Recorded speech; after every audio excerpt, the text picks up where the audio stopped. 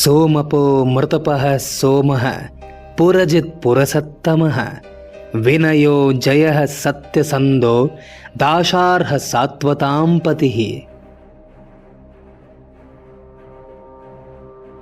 ಚಿತ್ತಾ ನಕ್ಷತ್ರದ 2ನೇ ಪಾದದವರು ದಿನನಿತ್ಯ 27 ಬಾರಿ ಈ ಶ್ಲೋಕವನ್ನು ಪಠಿಸಬೇಕು.